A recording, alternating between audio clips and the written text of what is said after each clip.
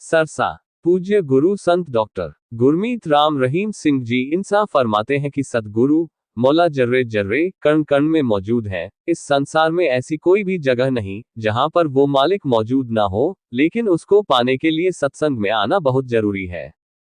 जीव जब तक सत्संग में नहीं आता तब तक उसको उस परमपिता परमात्मा के बारे में कुछ पता नहीं चलता।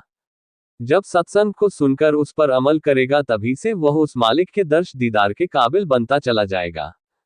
पूज्य गुरुजी फरमाते हैं कि जब तक इंसान को यह मालूम नहीं होता कि उसकी मंजिल कौन सी है, तब तक वह रास्ता कैसे तय कर पाएगा। वह केवल अपनी मंजिल को तय करके ही रास्ता खोज सकता है।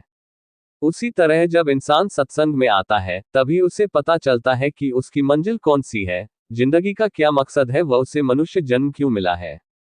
आप जी फरमाते हैं कि सत्संग में आने से ही इसका रास्ता मिलता है तथा उस रास्ते पर चलते हुए आप अपनी मंजिल तक पहुंच सकते हो। वो मंजिल अल्लाह वाहिगुरु मालिक है, वह उस तक पहुंचने वाला रास्ता गुरु मंत्र है। अगर इंसान सत्संग को सुनकर उस पर अमल करे तो उसका बेड़ा पार हो जाएगा। जब तक इंसान सत्संग नहीं सुनता उसका मन तब तक नहीं मानता। अगर उसने सत्संग सुन लिया तो उसे मानना भी जरूरी है। सत्संग सुनकर उस पर अमल करने से ही इंसान का बेड़ा पार होगा और परमानंद की प्राप्ति होगी। इसलिए संतों, पीर, फकीरों के वचनों को सुनो व उन पर अमल करना सीखो।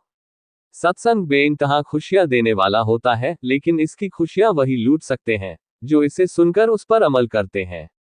दवा कोई भी डॉक्टर अच्छी देता हो, लेकिन उसका फायदा वही उठा सकता है जो उसे समय पर खाते हैं। अगर इंसान दवा को डॉक्टर से खरीद कर वैसे ही रख दे तो इससे उसको कोई फायदा नहीं होने वाला। पूज्य गुरुजी फरमाते हैं कि संतों के वचनों को सुनने वाले जीव बहुत भाग्यशाली होते हैं। अगर जीव उन वचनों को सुनकर उन्हें मान ले तो उसके जीवन में न अंदर कोई कमी रहती है न बाहर। लेकिन अगर इंसान मनमते चलता रहता है व आगे बढ़ता रहता है तो इंसान को उसका मन एक बार सब्ज बाग जरूर दिखाता है, जैसे कि तेरी जिंदगी में सभी खुशियां आ जाएंगी, तू मोटा तगड़ा हो जाएगा आदि। लेकिन फिर ऐसे मक्खड़ जाल में फंसाता है कि उसके द्वारा मक्खी भी अपने मुंह से नहीं उड़ाई जा सकती, उसके द्वारा खुद के हाथ पांव हिलाने भी मुश्किल हो जाते हैं। वह परेशानियों में पड़कर सभी लज्जतें भूल जाता है। इसलिए संतों के वचनों पर अमल करना सीखो। अगर आप मनमते चलोगे तो एक न एक दिन आपको मुंह की जरूर खानी पड़ेगी। सत्संग भागो व नसीबों वाले जीव सुनते हैं।